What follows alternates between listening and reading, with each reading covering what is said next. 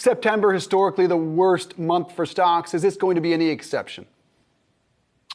Seasonality is always something to think about. Sella may go away, or we have a midterm election, so we've got a political cycle going on. There's a lot of cycles, and oftentimes I find investors only focusing on one cycle, like seasonality or the election or the inflation cycle or the business cycle. You really have to think about all of them together to really come up with a strong investment conclusion. So today we've got a lot of different cycles between commodities, rates, policy, housing. And so I think, it's going to be another difficult month for the market, especially after Chairman Powell's pretty clear message that he gave about a week ago. We continue to see leading economic data around the world deteriorate. And today, with mortgage rates nearly back to the highs, the worse housing gets, the worse the U.S. economy is going to get, and the worse the stock market's going to perform, just to simplify it. So I do think so, yeah. Well, since Fed Chair Powell has made it clear that the Fed is not going to take its foot off the gas when it comes to tightening and hike rates, in terms of what you're expecting in terms of an investment strategy at this point, when you do have so much economic data coming at you, what's the play here? Yeah, and so for economic data, it's really important to differentiate and understand which data are leading, which data are coincident and lagging. A lot of the pushback we get from more bullish investors today, and we do have the lowest year-end number on the street of all strategists at 3,400.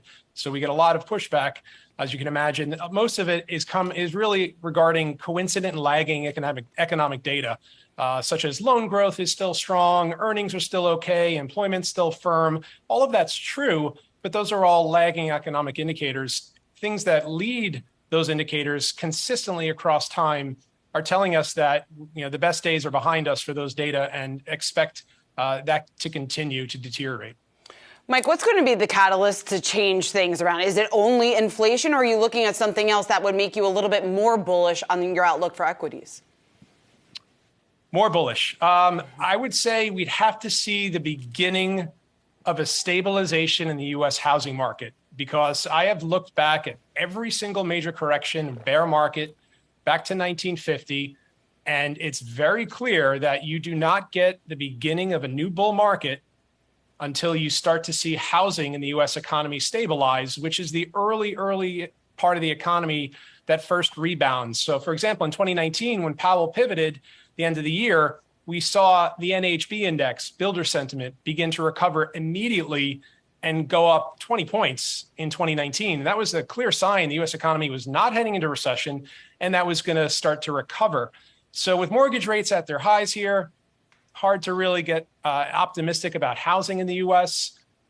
Inflation coming down is good news. However, the lagged effect of the inflation we've already seen is still going to be weighing on the economy for the next several quarters.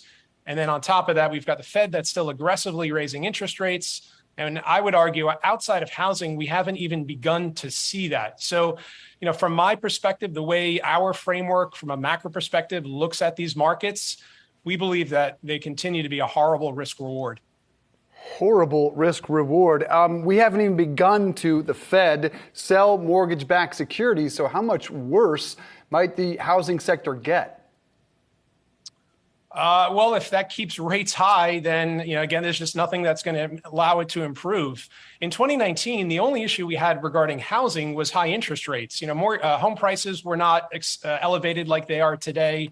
And so when rates came down, immediately we saw a big recovery. Today, we've got a much broader problem in the global economy.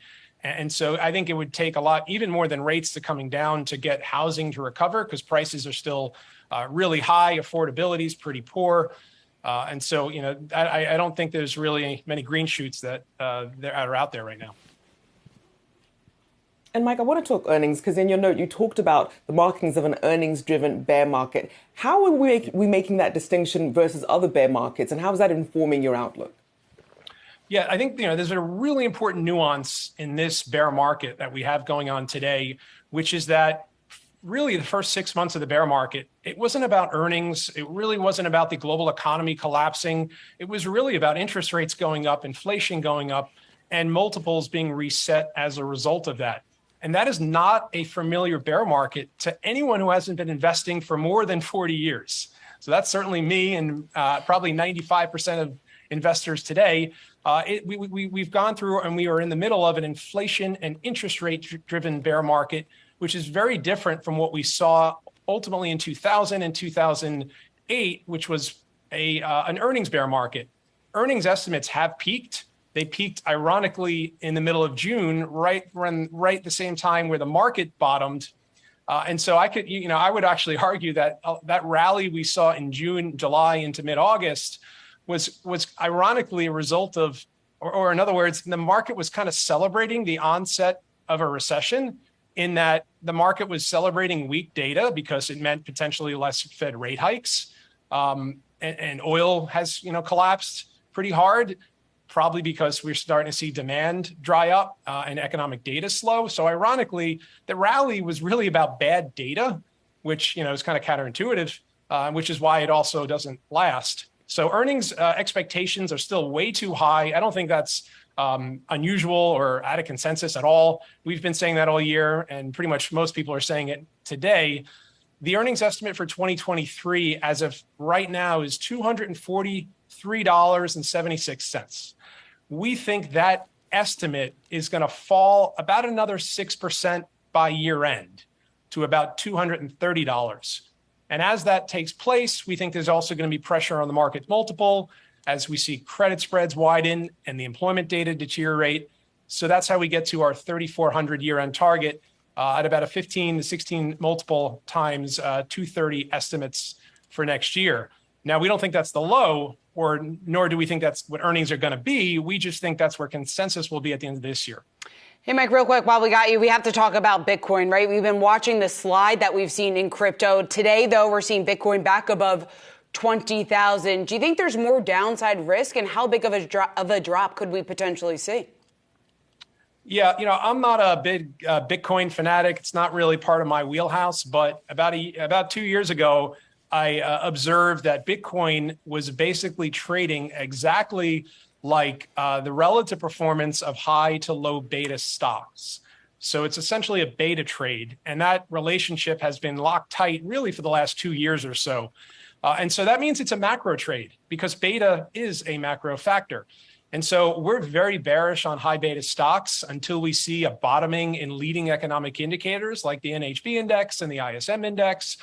And so anything that looks, walks, talks like beta, Bitcoin is a clear example, is something we want to definitely avoid. And so we've seen a bit of a stabilization in things like Bitcoin and beta in this market rally. That's, I think, over. And that's why we're beginning to see more pain ahead. So I said, we published many, many months ago that I think Bitcoin is around 40,000, that we're going to probably see it get cut in half and then some. And then we reiterated that recently. So, I could easily see it falling down to 15,000. Again, this is not a long-term view on Bitcoin at all. It's purely a cyclical view with the realization that it's trading exactly like the market today. So until we see a bottom in the economy, I don't think we're going to see a bottom in Bitcoin.